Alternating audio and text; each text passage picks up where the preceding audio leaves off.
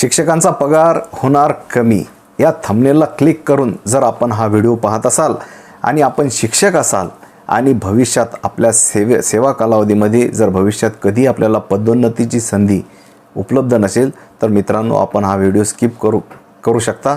आपण हा व्हिडिओ नाही पाहिला तरी चालेल. परंतु ज्या शिक्षकांना पदोन्नतीच्या संधी उपलब्ध आहेत अशा शिक्षकांनी मात्र हा व्हिडिओ आवर्जून या ठिकाणी पाहायला पाहिजे. तर मित्रांनो बघा, ज्यावेळेस आपल्या शाळेमध्ये कॉलेजमध्ये त्या ठिकाणी उपमुख्याध्यापक, मुख्याध्यापक, प्राचार्य ही पदे कशी आहे सरळ सेवेने न भरता ही पदे त्या ठिकाणी पदोन्नतीने भरण्यात येतात. तर ही पदे पदोन्नतीने भरण्यात येत असताना त्यामध्ये प्रामुख्याने पदवीधर शिक्षक जे आहेत या पदवीधर शिक्षकामधून सेवाज्येष्ठ शिक्षकाची या पदी वर्णी लागते.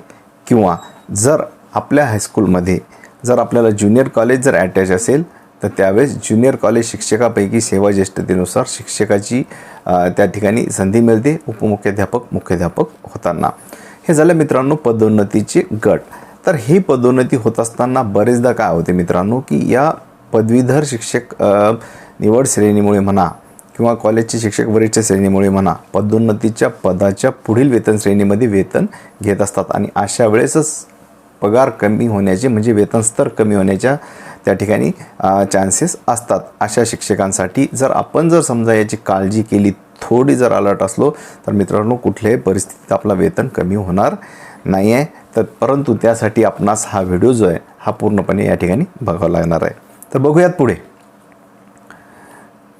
उदाहरण नंबर 1 घेऊया आपण. या ठिकाणी पदवीधर शिक्षक आहेत आणि या पदवीधर शिक्षकाचं त्या ठिकाणी उपमुख्याध्यापक या पदावर काय त्या ठिकाणी पदोन्नती मिळाली आहे.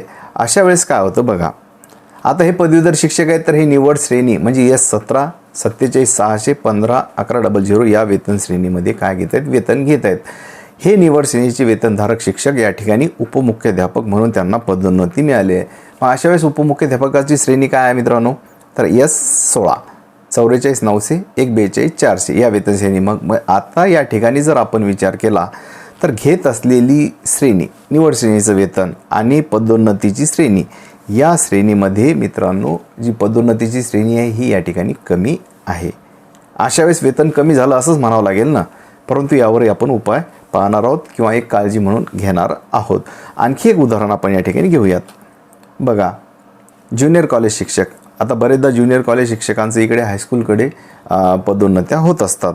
तर त्यावेळेस जर समजा एखाद्या ज्युनियर कॉलेज शिक्षकांची पदोन्नती मुख्याध्यापक किंवा प्राचार्य म्हणून झाली तर अशा वेळेस बघा, आता हे ज्युनियर कॉलेजचे जे शिक्षक आहेत हे वरिष्ठ वेतन श्रेणी म्हणजे S20 56 100 177 500 या वेतन श्रेणीमध्ये ते वेतन घेत आहेत. आणि मुख्याध्यापकाची जी श्रेणी आहे ती कोणती आहे, S18 49 100 15 58 00. बघा, या वेतन श्रेणीमध्ये जर आपण पाहिलं तर मित्रांनो घेत असलेल्या श्रेणीपेक्षा पदोन्नतीची श्रेणीसुद्धा या ठिकाणी कमी आहे. म्हणजे पुन्हा या ठिकाणी पगार कमी व्हायचे आहेत.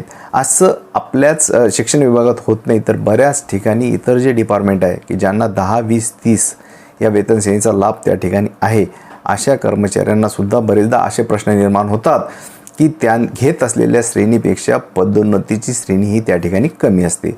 अशा वेळेस काय करायला पाहिजे, हे झाले 2 उदाहरणं. तर असं जर आपली जर या पद्धतीनं जर पदोन्नती झाली असेल तर अशा वेळेस मित्रांनो एक काळजी, त्याला वेतन संरक्षण असं म्हणतात.